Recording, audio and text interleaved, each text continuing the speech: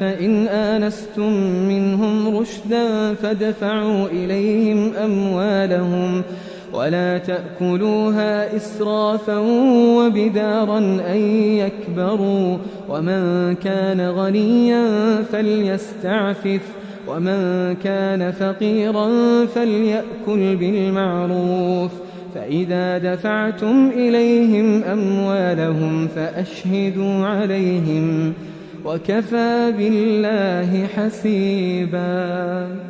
للرجال نصيب مما ترك الوالدان والأقربون وللنساء نصيب مما ترك الوالدان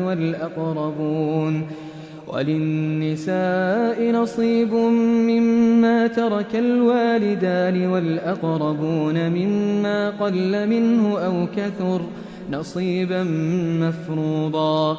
وإذا حضر القسمة أولو القربى واليتامى والمساكين فارزقوهم منه وقولوا لهم قولا معروفا. وليخشى الذين لو تركوا من خلفهم ذرية ضعافا خافوا عليهم فليتقوا الله وليقولوا قولا سديدا. إن الذين يأكلون أموال اليتامى ظلما إنما يأكلون في بطونهم نارا وسيصلون سعيرا. يوصيكم الله في أولادكم للذكر مثل حظ الأنثيين فإن كن نساء فوق 2 فلهن ثلثا ما ترك وإن كانت واحدة فلها النصف ولأبويه لكل واحد منهما السدس مما ترك إن كان له ولد فإن لم يكن له ولد وورثه أبواه فلأمه الثلث فإن كان له إخوة فلأمه السدس من بعد وصية يوصي بها أو دين. آباؤكم وأبناؤكم لا تدرون أيهم أقرب لكم نفعا فريضة من الله إن الله كان عليما حكيما. ولكم نصف ما ترك أزواجكم إن لم يكن لهن ولد فإن كان لهن ولد فلكم الربع مما تركن من بعد وصية يوصين بها أو دين. ولهن الربع مما تركتم إن لم يكن لكم ولد فإن كان لكم ولد فلهن الثمن مما تركتم من بعد وصية توصون بها أو دين. وإن كان رجل يورث كلالة أو امرأة وله أخ أو أخت فلكل واحد منهما السدس فإن كانوا أكثر من ذلك فهم شركاء في الثلث من بعد وصية يوصى بها أو دين غير مضار وصية من الله والله عليم حليم. تلك حدود الله ومن يطع الله ورسوله يدخله جنات تجري من تحتها الأنهار خالدين فيها وذلك الفوز العظيم. ومن يعص الله ورسوله ويتعد حدوده يدخله نارا خالدا فيها وله عذاب مهين. واللاتي يأتين الفاحشة من نسائكم فاستشهدوا عليهن 4 منكم فإن شهدوا فأمسكوهن في البيوت حتى يتوفاهن الموت أو يجعل الله لهن سبيلا واللذان يأتيانها منكم فآذوهما فإن تابا وأصلحا فأعرضوا عنهما إن الله كان توابا رحيما إنما التوبة على الله للذين يعملون السوء بجهالة ثم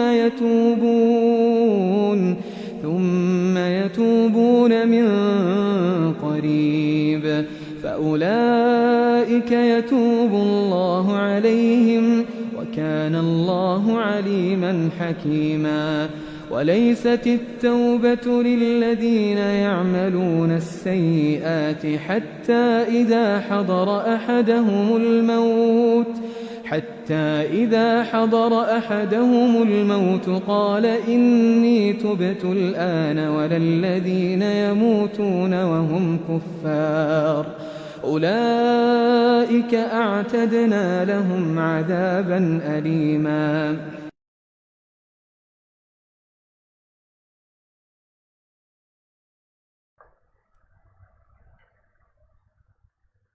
Assalamualaikum warahmatullahi wabarakatuh. Bismillahirrahmanirrahim. Innal hamdalillah nahmaduhu wa nasta'inuhu wa nastaghfiruh wa na'udzu billahi min shururi anfusina wa sayyiati a'malina may yahdihillahu fala mudilla lahu wa may yudlil fala hadiya lahu wa asyhadu an la ilaha illallah wahdahu la syarika lahu wa asyhadu anna Muhammadan abduhu wa rasuluh. Tsumma amma ba'd. Teman-teman semua yang insyaallah dirahmati oleh Allah Subhanahu wa taala.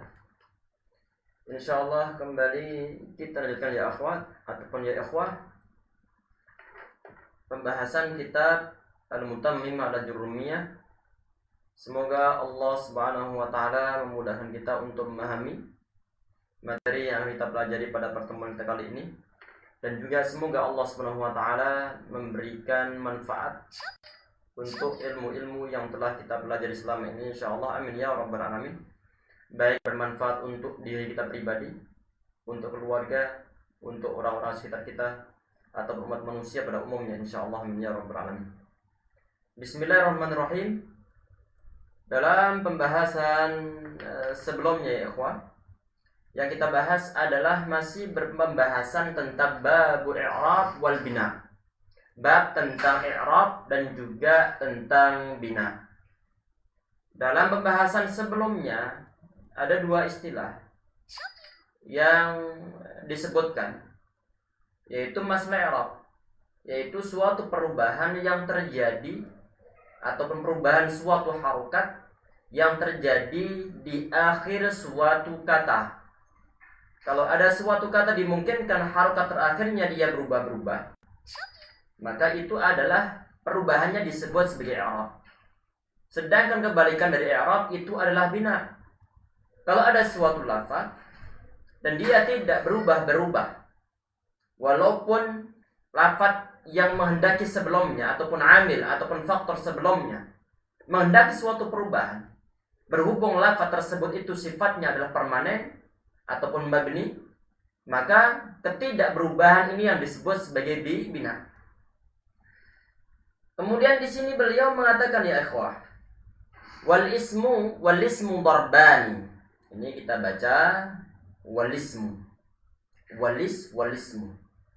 Ini hamzahnya yang ada pada kata ism. Ini hamzahnya adalah hamzah wasal, sehingga saat berada di pertengahan kata harokatnya tidak kita baca, langsung ke lamnya, walismu ataupun bisa lismul fusuq yang dalam Al-Quran. Ini walismu darbani, enggak boleh wal ismu darbani, tapi walismu darbani. Dan juga misalnya ada orang bilang, nama ente apa? Ataupun nama ente siapa? Kita mengatakan masmuka, bukan ma ismuka, tapi masmuka. Karena kata ismun hamzahnya itu adalah hamzah wasal, sehingga dalam Al-Quran itu bismillahirrahmanirrahim. bukan bismillahirrahmanirrahim. Dan juga iqra bismi rabbikal ladzi khalaq, bukan iqra bismi rabbikal ladzi khalaq. Karena hamzahnya lafaz ismun itu adalah hamzah wasal. Sehingga saat dia berada di pertengahan kata atau pendahului oleh walaupun satu huruf saja, maka cara bacanya hamzahnya harokatnya jangan dibaca. Langsung kita baca lafaz ataupun huruf sebelumnya. Di sini walismu. Walismu darabani. Isim itu ada dua macam. Yang pertama adalah mu'rabun. Yang pertama adalah isim mu'rab. Yang kedua adalah mabniyun. Yang pertama ini adalah isim mu'rab. Saat kita membahas bab sebelumnya tentang masalah i'rab, itu adalah proses perubahan yang terjadi pada suatu kata, atau perubahan yang terjadi pada suatu kata ataupun harokat terakhir pada suatu kata. Perubahannya disebut sebagai i'rab. Sedangkan untuk lafaz yang dimungkinkan berubah, inilah yang disebut sebagai lafaz yang mu'rab. Kalau seandainya yang berubah itu adalah kalimat isim, maka disebut sebagai isim mu'rab. Kalau seandainya yang berubah tersebut itu adalah kalimat fi'il, maka disebut sebagai fi'il mu'rab. Di sini yang dibahas itu adalah isim mu'rab.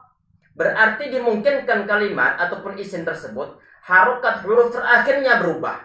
Dari lafaz zaidun ke zaidin, ke zaidan. Dari dun dan. Perubahannya disebut mu'rab, i'rab. Sedangkan lafaz yang berubah disebut sebagai lafaz yang mu'rab. Kita perhatikan. Wa huwa laslu. Jadi hukum i'rab ataupun lafaz yang berubah, secara hukumnya, hukum asalnya isim itu adalah mu'rab. Artinya dimungkinkan dia berubah-berubah. Wa huwa ma taghayyara akhiru bisababil awamil dakhilati alaihi. Yang disebut sebagai isim yang mu'rab.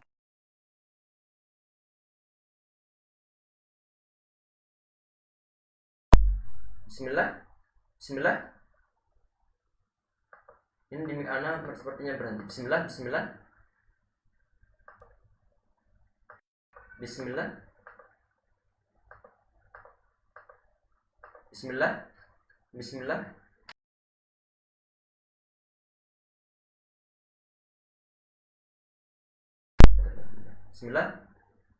Alhamdulillah. Bismillah. Nah. Perhatikan wa huwa ma taghayyara akhiruhu bisababil awamil dakhilati alaihi. Yaitu yang disebut sebagai isim yang mu'rab itu adalah ma taghayyara akhiruhu, yaitu suatu kalimat isim yang berubah huruf terakhirnya ataupun dimungkinkan berubah harokat huruf terakhirnya. Harokat huruf terakhir dimungkinkan dia berubah bisababil awamil dakhilati alaihi, sebab ada suatu lafaz ataupun suatu amil ataupun suatu sebab ataupun suatu faktor yang menghendaki harokat huruf terakhir dari kalimat isim tersebut berubah. Sebagai contohnya di sini. Sebentar, sebelum kita bahas kitabnya ya. Perhatikan di papan tulis. Bismillahirrahmanirrahim. Perhatikan yang sering kita bahas kemarin. Ja'a ataupun qoma lah. Qoma artinya telah berdiri. Kemudian Muhammadun. Kalau antum perhatikan bahwa kata Muhammadun dia itu didomahkan. Ini harus hukumnya untuk mendomahkan huruf dal yang ada pada kata Muhammadun. Kalau sebelumnya berupa suatu kata kerja yang menghendaki suatu fa'il. Setiap kata kerja pasti perlu suatu fa'il ataupun perlu sebuah subjek. Subjek dalam bahasa Arab ataupun dalam nahwu. Ini disebut sebagai fa'il. Dan fa'il itu hukumnya adalah rafa. Di sini tanda rafa'nya adalah dhammah. Sehingga merupakan suatu kewajiban mendommahkan huruf dal saat dia itu menjadi suatu fa'il ataupun subjek dari lafaz qama. Subjek dari lafaz qama. Kalau ditanya, itu kenapa huruf dal yang ada pada kata Muhammadun kok didommahkan? Maka jawabannya, karena ada suatu lafaz ataupun kalimat fi'il yang menghendaki lafaz Muhammadun dibaca dhammah. Inilah kalimat fi'il ini yang jatuh sebelum kata Muhammad, ini yang disebut sebagai amil, yaitu suatu faktor ataupun sebab sehingga lafaz Muhammad didomahkan di sini. Kalau antum perhatiin setelahnya, misalkan ra'aitu Muhammadan. Ana melihat si Muhammad. Melihat si Muhammad berarti itu ada sesuatu yang dilihat, yaitu yang bernama Muhammad. Ada orang yang dilihat, ada objek yang dilihat oleh mata kita. Objek dalam bahasa Arab disebut sebagai maf'ulun bihi. Dan dalam bahasa Arab maf'ul bihi hukumnya adalah nasab. Dalam lafaz ini nasab itu ditandai dengan fathah. Nasab ditandai dengan fathah. Kalau ditanya itulah Muhammadan, kenapa dia dibaca fathah? Maka jawabannya karena ada suatu lafaz lain yang menghendaki lafaz Muhammad tersebut dibaca fathah.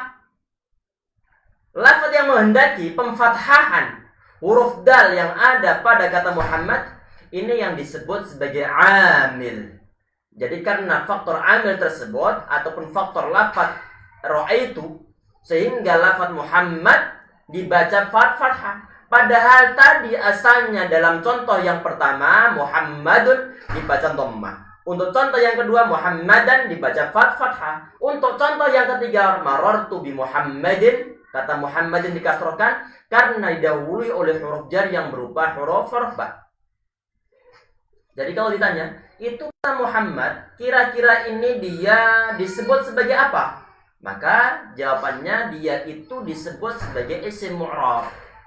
Disebut sebagai isim mu'rab. Kenapa kalau disebut sebagai isim mu'rab? Karena huruf terakhirnya, harokatnya dimungkinkan berubah-berubah. Sehingga lafadznya ataupun isimnya disebut sebagai isim mu'rab. Disebut sebagai isim mu'rab. Kita lanjutkan ya ikhwah. Mana tadi? Nah. Imma lafzan. Perhatikan. Ini imma lafzan. Ini yang ada kalanya lafaz ataupun secara lafaz.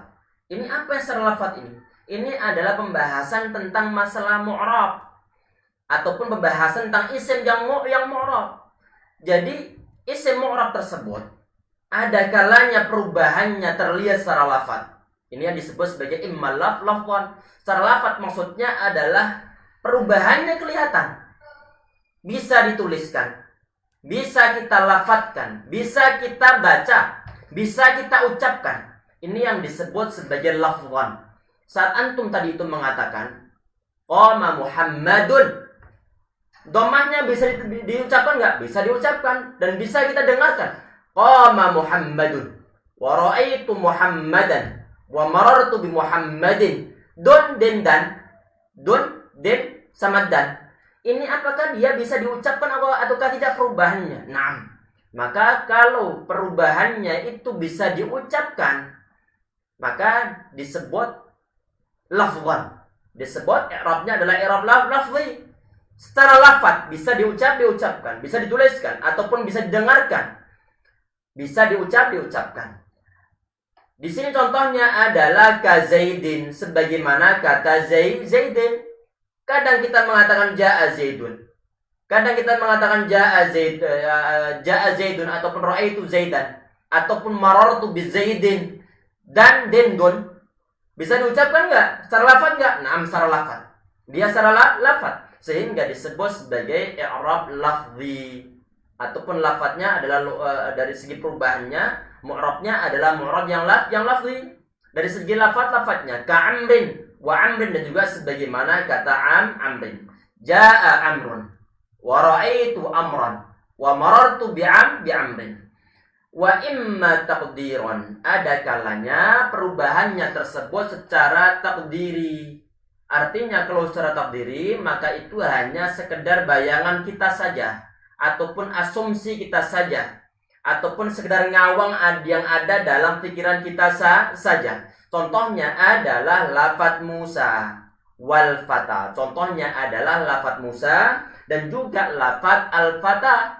Kalau antum perhatikan baik lafaz Musa ataupun lafaz al-fata, dua lafaz ini diakhiri oleh huruf alif. Perhatikan dalam bahasa Arab bahwa huruf alif itu dia tidak bisa ataupun tidak mungkin bisa menerima suatu harokat. Tidak mungkin bisa menerima suatu harokat. Yang diharokati itu adalah hamzah, bukan suatu alif. Berarti yang pas adalah alif fathah a ataupun hamzah fathah a, hamzah kasroi ataupun hamzah dhamma. Tapi mungkin ulama-ulama pada zaman dahulu itu biar memudahkan nanti, memudahkan untuk untuk mengajari orang-orang perkenalan tentang alif ba, sehingga diberikan suatu harokat, dianggap sama antara hamzah sama alif. Dan jelas mereka mengetahui bahwa alif tidak bisa menerima harokat. Karena nanti ya ikhwah, kalau seandainya saat orang baru belajar bahasa Arab, belajar alif ba, hamzah jelas yang bagian terakhir yaitu hamzah sebelum hamzah ya yang huruf hijaiyah yang terakhir, kan ada hamzah sendiri itu diharokati. Kalau seandainya alif tidak diharokati, nanti orang yang baru belajar ini bingung.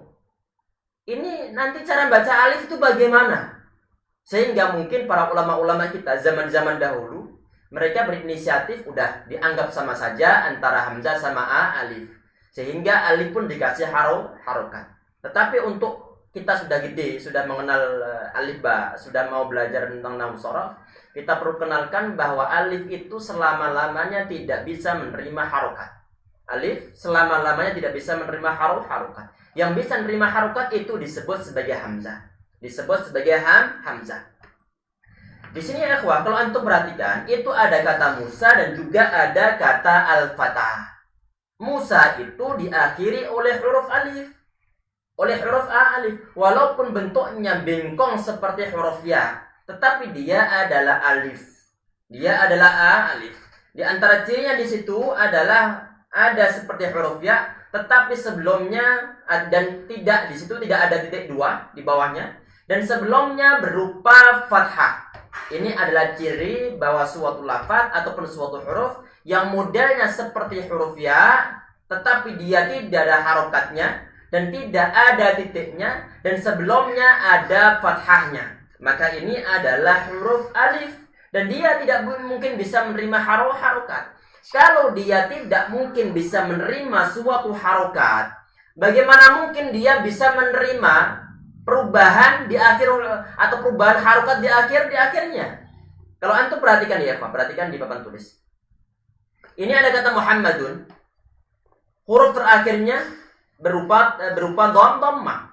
Untuk lafaz Musa, mestinya yang diberikan suat dhammah itu adalah di atasnya huruf alif ini. Mestinya. Kalau misalnya begini,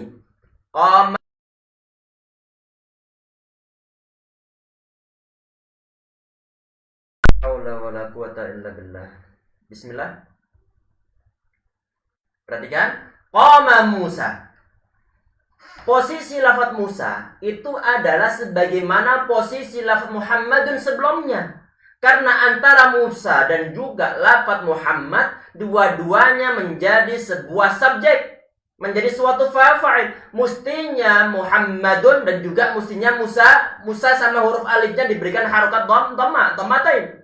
Tetapi berhubung alif itu tidak bisa menerima harokat, sehingga dhammatennya tidak dimunculkan. Tidak dimunculkan. Kalau ditanya itu tanda rofaknya, dhammahnya ditaruh di mana? Bilang bahwa dhammahnya tidak bisa dimunculkan, tidak bisa diperlihatkan, karena alif itu tidak bisa menerima harokat, sehingga dhammahnya hanya kita taruh di otak kita saja, hanya ada dalam bayangan kita saja. Dengan kata lain, kalau seandainya alif bisa menerima harokat, pasti akan muncul dhammaten yang ada di atas huruf alif. Tapi berhubung alif tidak bisa menerima harokat, sehingga kita taruh tanwinnya di otak kita saja. Kita perkirakan bahwa di situ kalau seandainya alif bisa menerima harokat, maka akan kelihatan dhammatennya. Ini sehingga kalau seandainya ada lafaz yang model semacam ini i'rabnya disebut sebagai i'rab takdiri. Hanya sekedar asumsi, perkiraan kita, bayangan kita, awangan dalam otak kita saja, dan tidak bisa untuk dimunculkan. Karena alif tidak bisa menerima suatu harokat. Begitupun untuk lafadz fatah. Musa sama fatah, dua-duanya diakhiri oleh huruf alif. Alif tidak bisa menerima harokat. Walaupun toh nanti di depannya lafadz Musa ini adalah lafadz ro'aitu, maka tetap Musa. Ataupun marortu bi Musa, bukan bi Musi tapi bi Musa, dan juga bukan bi Musai tapi bi Musa. Huruf terakhirnya berupa alif, tidak ada harokatnya. Kalau tidak ada harokatnya, maka dianggap huruf terakhir yaitu yang berupa alif dianggap bahwa dia dalam keadaan sukun. Sukun. Kita lanjutkan ya ikhwan. Kita lanjutkan dalam perkataan musannif rahimahullah dalam halaman selanjutnya. Ini kebalikannya. Tadi kata musannif rahimahullah bahwa wal ismu darbani. Kalimat isim itu ada dua macam. Yang pertama adalah mu'rab, tadi yang telah kita bahas. Yang kedua adalah mabni. Kebalikan dari mu'rab itu adalah mabni. Kebalikan dari i'rab itu adalah bina. Kalau i'rab perubahan.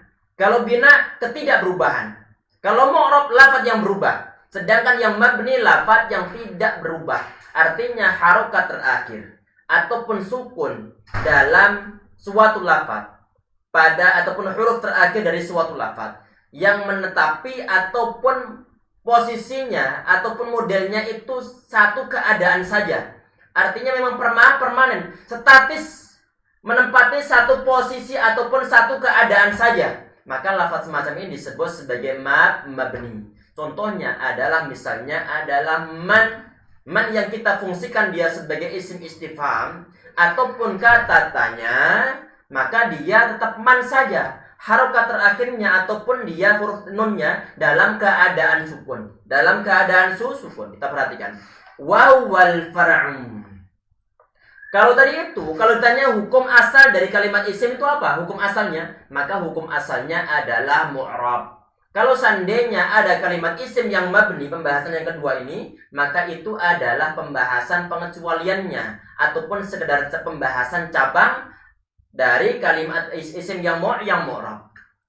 Perhatikan, wa ma la yatawayyaru akhiruhu bisababil awamilid dakhilati alaihi kal mudmarat. Yaitu suatu lafaz ataupun kalimat isim la yataghayyaru akhiruhu, yang harokat huruf terakhirnya tidak berubah-ubah. Bisababil awamil dakhilati alaih, tidak berubah sebab amil-amil yang mendahuluinya.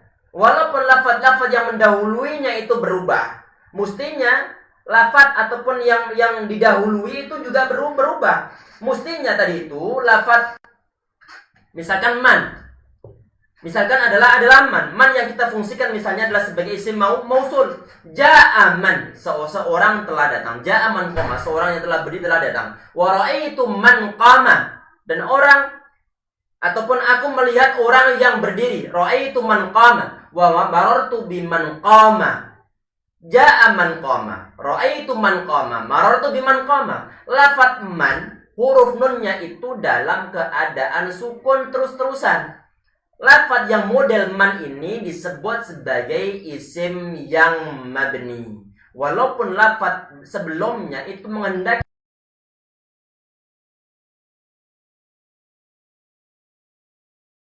menerima suatu perubahan, maka inilah yang disebut sebagai isim mabni. Sehingga dia nggak berubah-berubah harokat terakhirnya. Kalau sukun tetap sukun. Kalau fathah tetap fathah. Kal mudmarat, sebagaimana isim domir. Isim domir itu adalah kata ganti. Misalnya domir na, ataupun kata ganti na, yaitu mempunyai arti kami. Misalnya adalah dorobana Zaidun. Perhatikan di papan tulis ya ikhwah.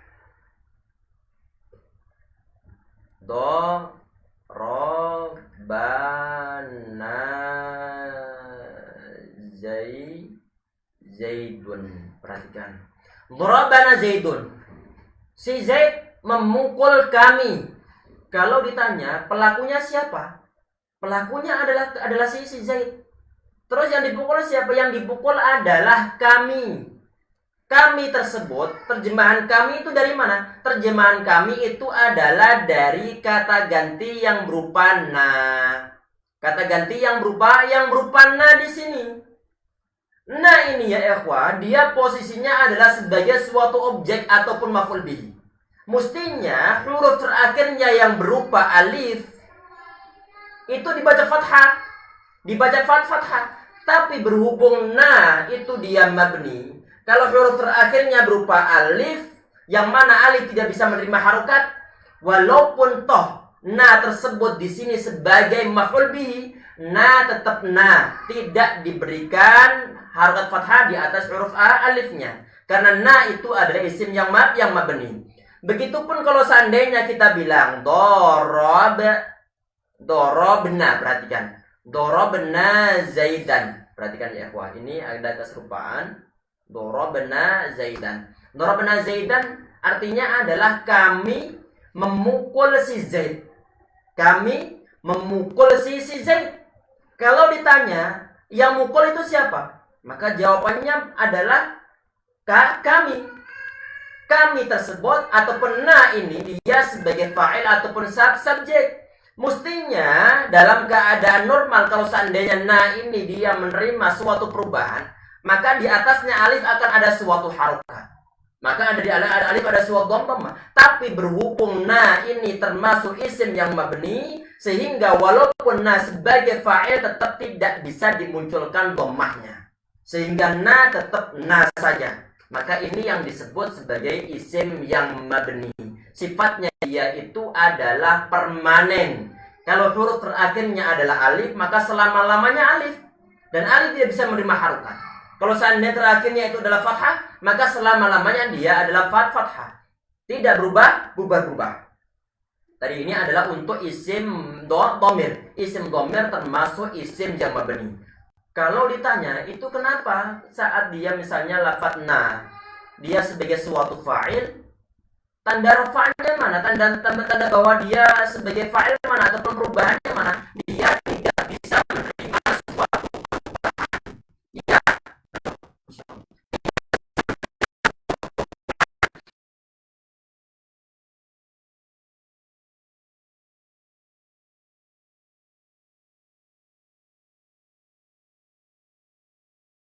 Bismillah. Isim dhamir hukumnya adalah mabni wa kullu mudmarin laul bina yajib. Artinya semua isim dhamir itu wajib untuk didhammahkan. Misalnya seperti lafaz na tadi yang telah kita sebutkan. Ini sudah di akhir waktu ya ikhwah. Ini sampai kata isim dhamir ini insyaallah untuk pertemuan pekan depan ataupun pekan depannya lagi kita bahas nanti untuk isim mabni yang berikutnya yaitu isim syarat. Ini perlu kesabaran ya ikhwah. Saat kita belajar semua ilmu perlu suatu kesabaran, perlu untuk terus menjaga stamina semangat dalam belajar. Ikhlas karena Allah Subhanahu wa taala, berdoa kepada Allah Subhanahu wa taala semoga kita semua dimudahkan oleh Allah Subhanahu wa taala dalam menuntut ilmu syariat agama Islam, dimudahkan langkah kaki kita untuk mendatangi suatu majelis ta'lim, dikuatkan niat kita untuk terus belajar bahasa Arab, untuk memahami hadis-hadis Rasulullah SAW, bahasa-bahasa atau model bahasa yang boleh digunakan ataupun yang ada dalam Al-Quran. Semoga bermanfaat ya ikhwah, terus bersabar insyaallah. Kita cukup sekian untuk pertemuan kita kali ini dengan doa kafaratul majlis. Subhanakallahumma wa bihamdika asyhadu an la ilaha illa anta astaghfiruka wa atubu ilaik. Assalamualaikum warahmatullahi wabarakatuh.